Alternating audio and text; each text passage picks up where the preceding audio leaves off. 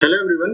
आज के इस वीडियो में हम लोग बात करेंगे ट्रांसफर ऑफ प्रॉपर्टी एक्ट के अंदर सेक्शन 41 की, that is transfer by ostensible owner.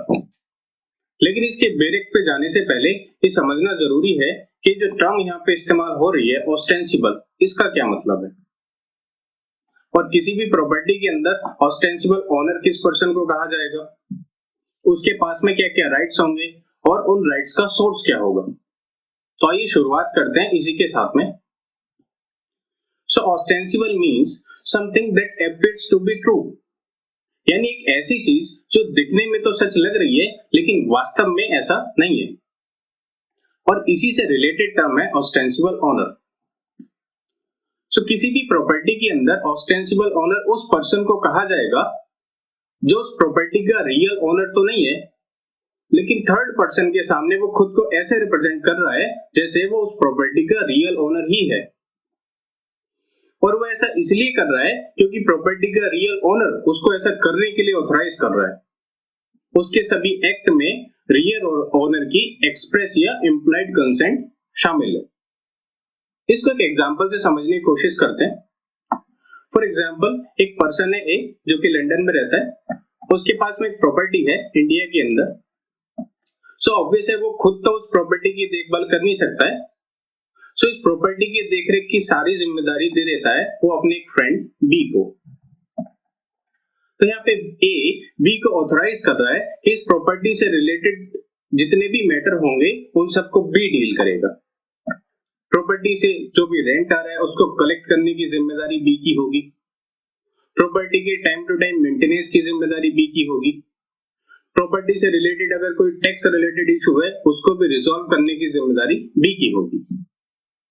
तो इस केस में प्रॉपर्टी का रियल ओनर भले ही ए हो, लेकिन बी यहाँ पे प्रॉपर्टी का ऑस्टेंसिबल ओनर होगा, क्योंकि वो सभी ड्यूटी परफॉर्म कर रहा है जो कि रियल ओनर यानी ए की है, और वो ये सभी ड्यूटी ए की एक्सप्रेस कंसेंट से पूरी कर रहा है। इस केस में बी को हम ऑस्टेंसिबल ओनर कहेंगे। अब सवाल यहाँ पे ये आता है कि कोई भी ऑर्डिनरी पर्सन ये कैसे आइडेंटिफाई करेगा कि उसके सामने जो पर्सन बैठा है जो प्रॉपर्टी की डीलिंग कर रहा है उसके सामने, वो उस प्रॉपर्टी का रियल ओनर है या ऑस्टेंसिबल ओनर है। इस सवाल का जवाब दिया सुप्रीम कोर्ट ने जय दयाल पोद्दार वर्सेस बीबी हजरा के केस में। सुप्रीम कोर्ट ने यहाँ पे कहा कि अगर आप ये चेक करना चाहते हो कि आपके सामने बैठ के जो पर्सन आपसे प्रॉपर्टी की डीलिंग कर रहा है वो उस प्रॉपर्टी का रियल ओनर है या ऑस्टेंसिबल ओनर, तो आप ये दो तीन चीजें चेक कर लो। क्या क्या? फर्स्ट, आप ये चेक करो जो पर्सन आपसे प्रॉपर्टी की डीलिंग कर रहा है उसका सोर्स ऑफ इनकम क्या है। एग्जांपल के लिए मान लो आपके सामने वाले पर्सन की मंथली इनकम 15 से 20,000 रुपए है, लेकिन जिस प्रॉपर्टी की डीलिंग वो आपसे कर रहा है उसकी मार्केट वैल्यू 50 करोड़ है। तब ये डाउट क्रिएट आपके माइंड में होना चाहिए कि ऐसा हो सकता है वो उस प्रॉपर्टी का रियल ओनर ना हो। देन आपकी ये जिम्मेदारी बनेगी कि आप उस प्रॉपर्टी से रिलेटेड जितने भी डॉक्यूमेंट है उनको चेक करो। साथ में आप ये चेक करो कि इस प्रॉपर्टी की जो कस्टडी है वो किसके पास है ऑन पेपर, और प्रॉपर्टी का जो कस्टोडियन है और जो प्रॉपर्टी की डीलिंग कर रहा है उन दोनों पार्टीज के बीच में रिलेशनशिप क्या है। अगर आप ये सब चीजें चेक करते हो तो आप इजीली आइडेंटिफाई कर सकते हो कि सामने वाला पर्सन रियल ओनर है या ऑस्टेंसिबल ओनर। अब हम आते हैं इसके बेरिक पे। बेरिक कहता है where with the consent express और implied of the person interested in immovable property, a person is the ostensible owner of such property and transfer the same for consideration, the transfer shall not be voidable on the ground that the transfer was not authorized to make it, provided that transferee, after taking reasonable care to ascertain that the transfer had power to make the transfer and he acted in good faith. मतलब अगर किसी property का ostensible owner, और property कैसी होनी चाहिए? Immovable property. किसी भी इमूवेबल प्रॉपर्टी का ऑस्टेंसिबल ओनर अगर उस प्रॉपर्टी का ट्रांसफर कर रहा है विद कंसिडरेशन, तो उस ट्रांसफर को सिर्फ इस बेसिस पे वॉइडेबल डिक्लेयर नहीं किया जा सकता कि ट्रांसफर करने वाला पर्सन प्रॉपर्टी का रियल ओनर नहीं था, क्योंकि सेक्शन 41 कहता है कि किसी भी प्रॉपर्टी का जो ऑस्टेंसिबल ओनर है उसके सभी एक्ट में ऐसा माना जाएगा प्रॉपर्टी के रियल ओनर की कंसेंट शामिल है, और ना ही ट्रांसफर होने के बाद में प्रॉपर्टी का रियल ओनर ऐसा कोई क्लेम कर सकता है कि जो प्रॉपर्टी का ट्रांसफर हुआ है उसमें उसकी कंसेंट शामिल नहीं थी या प्रॉपर्टी का ट्रांसफर उसकी नॉलेज के बिना हो गया। लेकिन साथ में सेक्शन 41 ट्रांसफरी के ऊपर भी जिम्मेदारी डालता है कि ट्रांसफरी प्रॉपर्टी को परचेज करने से पहले प्रॉपर केयर ले, वो प्रॉपर्टी से रिलेटेड जितने भी डॉक्यूमेंट्स हैं उनको चेक करे, वो ये चेक करे कि जिस पर्सन से वो प्रॉपर्टी ले रहा है क्या उसके पास में उस प्रॉपर्टी को ट्रांसफर करने का राइट है। And the most important thing, ये पूरा का पूरा जो एक्ट हो रहा है वो गुड फेथ में होना चाहिए। एक इलस्ट्रेशन से इसको समझते हैं। फॉर एग्जाम्पल, एक पर्सन है जो कि यूएस में रहता है, लेकिन उसके पास एक प्रॉपर्टी है इंडिया के अंदर। उस प्रॉपर्टी से रिलेटेड जितने भी मैटर हैं उनको डील करने की जिम्मेदारी देता है बी को, जो कि इंडिया में रहता है। अब यहाँ पे ए बी को ऑथराइज करता है कि भाई उस प्रॉपर्टी का आप रेगुलरली मेंटेनेंस कराओगे, प्रॉपर्टी से रिलेटेड जो भी टैक्स बनता है आप रेवेन्यू डिपार्टमेंट में जाके उस टैक्स को जमा करोगे, और जितने भी मैटर होंगे प्रॉपर्टी से रिलेटेड वो आप डील करोगे। देन बी इस प्रॉपर्टी को ट्रांसफर कर देता है सी को। अब इस केस में ए ऐसा कोई क्लेम नहीं कर सकता कि भाई बी ने जिस समय सी को प्रॉपर्टी ट्रांसफर की उस समय ऐसा कोई भी इंसिडेंस मेरी नॉलेज में नहीं था।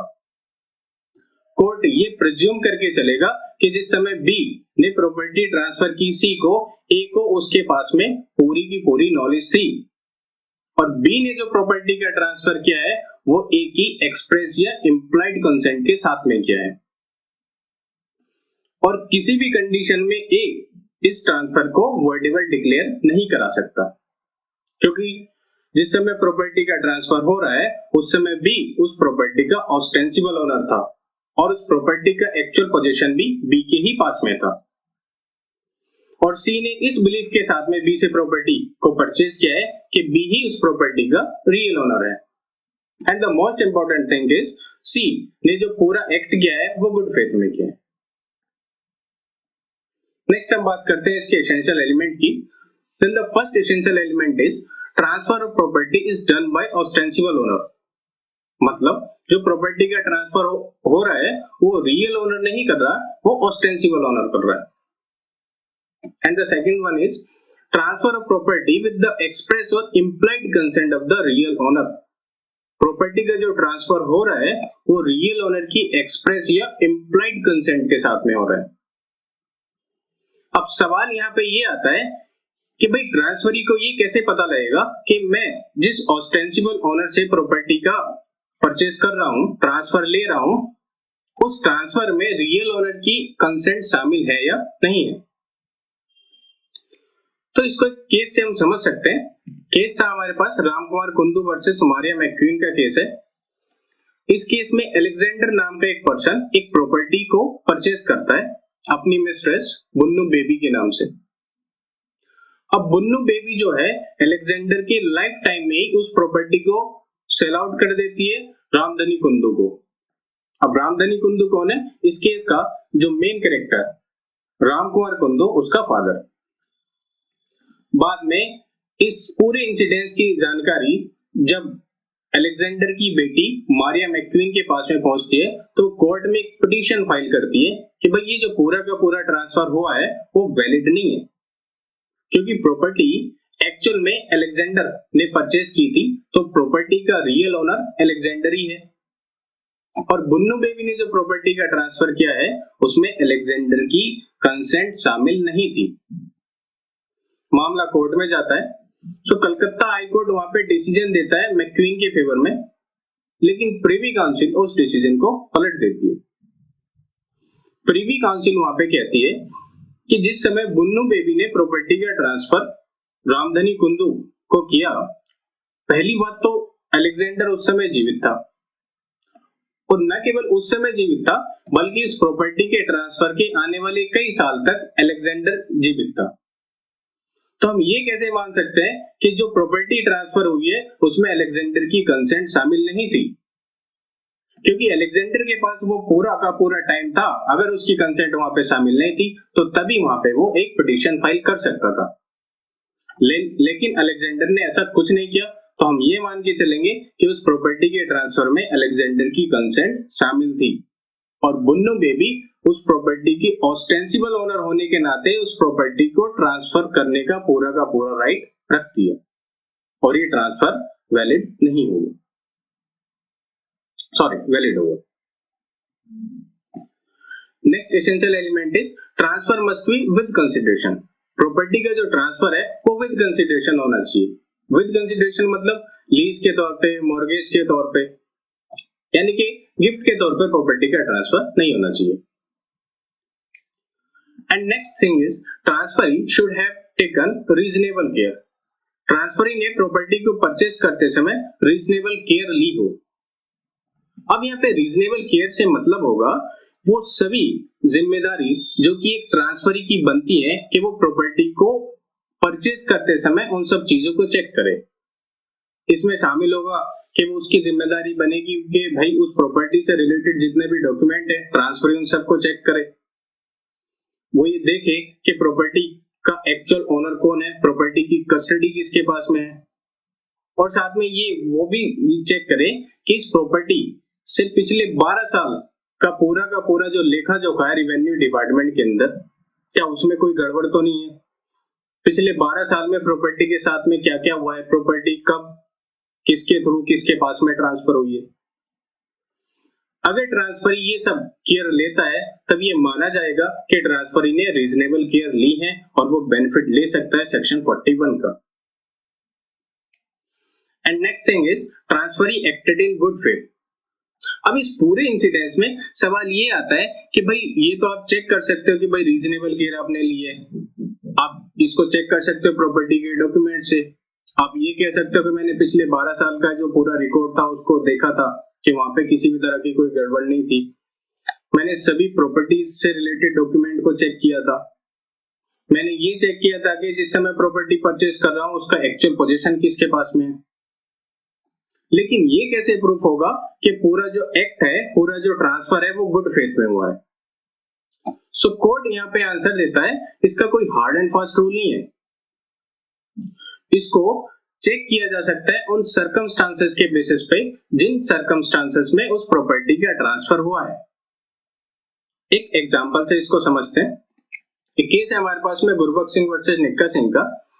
इसमें एक हिंदू अनडिवाइडेड फैमिली की प्रॉपर्टी है जिसपे एक डिस्प्यूट चल रहा था उसके शेयर होल्डर्स के बीच में, और जिस समय डिस्प्यूट चल रहा था उसी समय गुरबख्श सिंह उस प्रॉपर्टी के एक शेयर होल्डर से उसके शेयर को बहुत ही कम दाम में खरीद लेता है।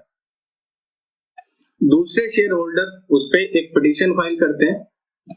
सो कोर्ट वहां पे ये गुरबख्श सिंह से पूछता है कि भाई जिस समय आपने प्रॉपर्टी को परचेज किया क्या आपको ये नॉलेज नहीं थी कि प्रॉपर्टी पे कोई डिस्प्यूट चल रहा है उनके शेयर होल्डर के पास में। और अगर हम ये मान भी लें कि आपके पास में इस चीज की कोई इंफॉर्मेशन नहीं थी कि प्रॉपर्टी डिस्प्यूटेड प्रॉपर्टी है, तब आपको ये सोचना चाहिए था कि जिस प्रॉपर्टी को मैं परचेज कर रहा हूं उसकी मार्केट वैल्यू क्या है और ट्रांसफर इसको मार्केट वैल्यू से कम में क्यों बेच रहा है। सो कोर्ट ने वहां पे ये माना कि प्रॉपर्टी का जो ट्रांसफर हुआ है वो अंडर गुड फेथ नहीं हुआ है और कोर्ट उस ट्रांसफर को इनवैलिड डिक्लेयर कर देता है। नेक्स्ट हम आते हैं बेनामी ट्रांजैक्शन के ऊपर। सो उस समय तक ये काफी एक सिनेरियो सोसाइटी में चला हुआ था कि जिन लोगों के पास में पैसा होता था वो प्रॉपर्टी को परचेज करते थे दूसरे लोगों के नाम पे, अपने सर्वेंट के नाम पे प्रॉपर्टी को परचेज कर लिया या अपने किसी ड्राइवर के नाम पे प्रॉपर्टी को परचेज कर लिया या किसी दूसरे रिश्तेदार के नाम पे प्रॉपर्टी को परचेज कर लिया, बाद में उसको सोल्ड आउट कर दिया। इस पूरे ट्रांजैक्शन में जो रियल ओनर होता था उसका कहीं पे नाम नहीं आता था और वो पूरे टैक्स की लायबिलिटी से भी बच जाता था। लेकिन साथ ही साथ ऑस्टेंसिबल ओनर और रियल ओनर के काफी केसेस कोर्ट के सामने आने लगे थे। तो इन सबसे बचने के लिए एक बेनामी ट्रांजैक्शन एक्ट बनाया गया।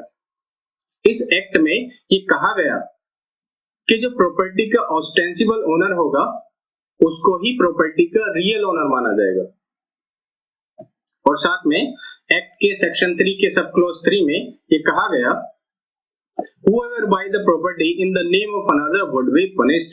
अगर कोई पर्सन किसी प्रॉपर्टी को किसी थर्ड पर्सन के नाम पे परचेज करता है तो उसको पनिश किया जाएगा।